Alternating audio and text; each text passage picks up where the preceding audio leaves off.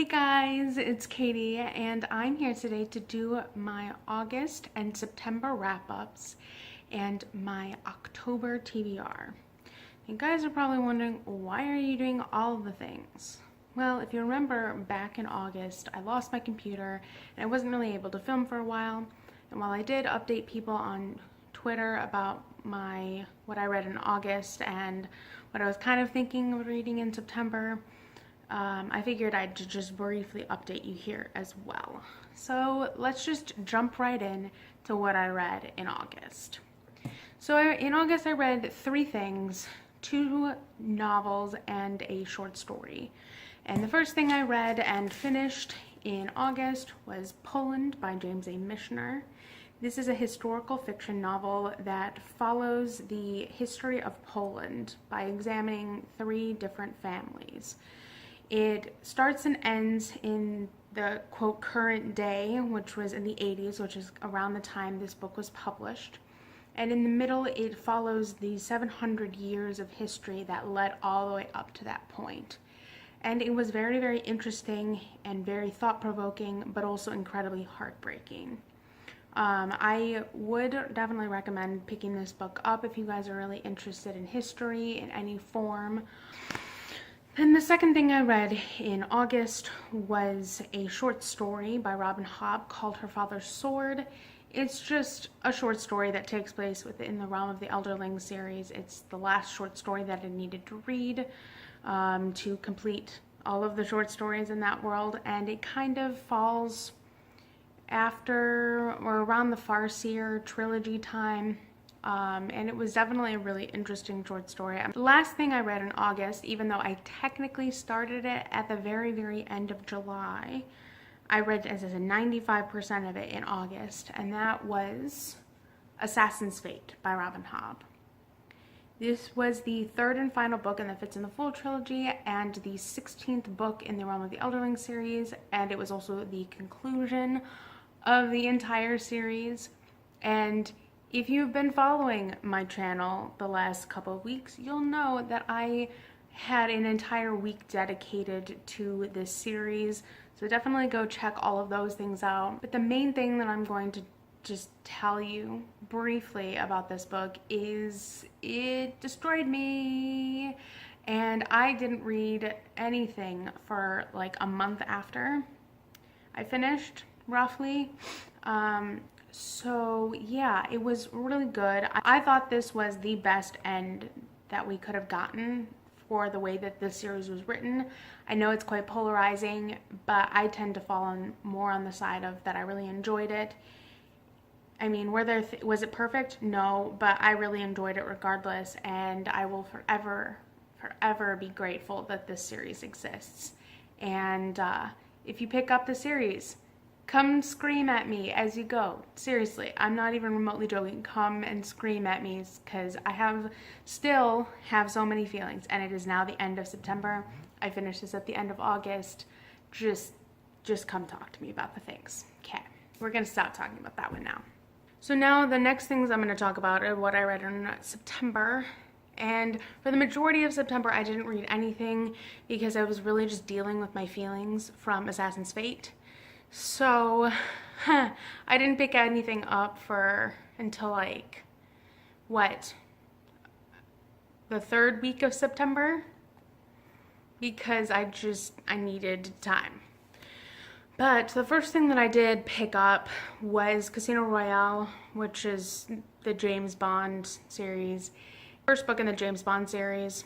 I don't really need to go into it too much, but the book was terrible. I was not a fan at all. The writing was garbage, and it just very stilted and just did not flow well.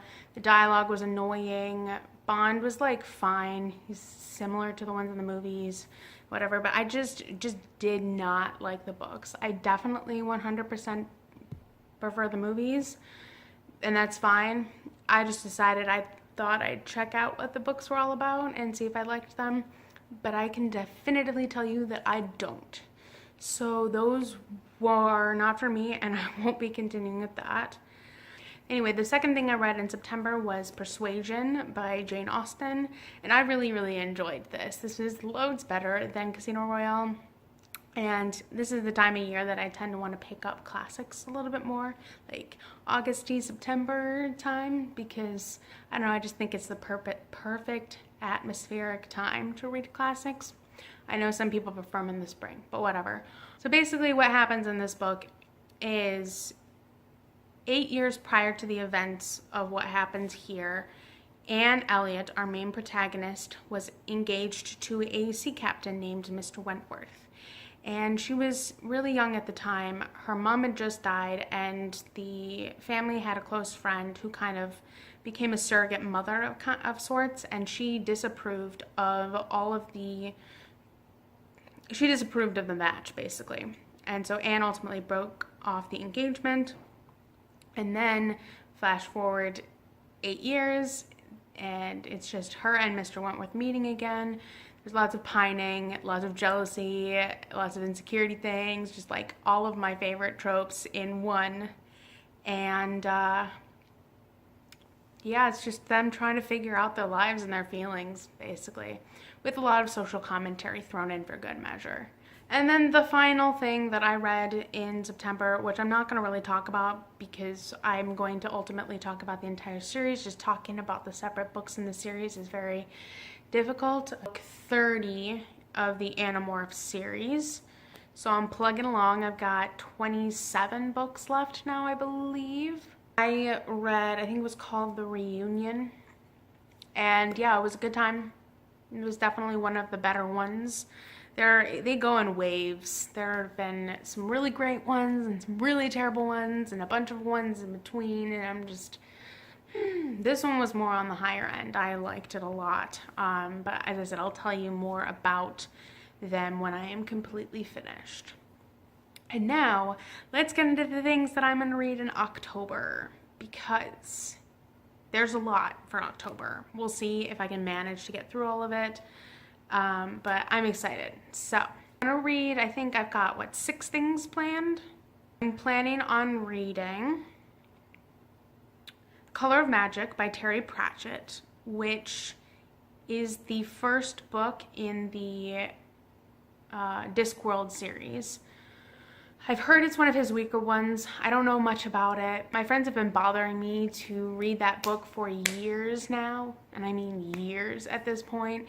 So I figure I'll pick it up and see what I think about it. But I'm going in knowing fully that Color of Magic is just not his strongest. But I think it is the first chronologically. I tend to like to read things chronologically, so we'll see about that. And then the second book I'm planning on reading in October is The Handmaid's Tale by Margaret Atwood. It's time, friends. Like, with the climate that we live in today and how much hype is surrounding the book, I finally think I just really need to dive in and pick it up. I was planning on reading it soon anyway. I just didn't necessarily think it was going to be now. But that time has come, and that is what I'm going to do. The third book I'm going to plan on picking up in October is Frankenstein by Mary Shelley. I never had to read it for high school. I never had to read it for any schooling purposes. And I think it's finally time that I pick it up, because especially now that we're going into the Halloween-y months. And so yeah, I'm excited to pick that up. I've heard it's a good time, and I'm excited for it. And then the fourth book I'm planning on reading in October is Fahrenheit 451. Also never had to read it, or if we did, it was just short excerpts here and there. My dad has been telling me I need to read it for a long time for a lot of different reasons, and I figure, hey, dystopian society fits in perfectly with the Halloween months. So hey, let's jump right into that. And it's just also just been a classic that's kind of been on my list for a while, so I figure, hey, why not? The next book, the fifth book I'm planning on picking up in October is Good Omens by Neil Gaiman and Terry Pratchett. I've heard it's really funny and really interesting, and just I love me some satire, and I've heard that that is very present in this. It's another book that people have been really pushing me towards reading, and so I'm really excited to pick that up. And I figure because of the topic and the theme, that would fit really well with October. But I also just need some funny things right now because I've been having a really, really tough time for the last couple of months. Honestly, just all of 2018. And so I think I just need some levity, and I've heard that I can get that in this. So we'll see how I feel. And then the last and final book is going to be a buddy read with one of my college buddies, and that is Game of Thrones by George R.R. Martin. I have followed the show for a very, very long time. I'm anxiously anticipating the final season, but I have yet to read the books, and I've heard mixed things about them. Actually, I've heard they're really good and like the plot is interesting and whatever, but I've heard the writing style is very lacking in a lot of ways, and you either love it or you don't. But I figure that it would be good to do as a buddy read because my it'd be good to talk about it as time goes on and whatnot. And this friend also watches the show, and I just feel like it would be good to talk to someone about it as I'm reading it, even though I generally know the plot. So we'll see how I feel about it as I'm going. I've been on the fence about it for a while, so I figure I'll give that a try. And so those are the 6 books that I'm planning on reading in October. So yeah. Obviously, if you guys have read any of these books, leave comments down below and let me know what your thoughts are about them, or if you haven't read them but you're planning on reading them. Yeah, that's about all I've got for you today. You guys know the drill. Like if you liked, comment, subscribe, social media down below, other social media upon request, and I will come back with another video for you guys again soon. Okay, bye.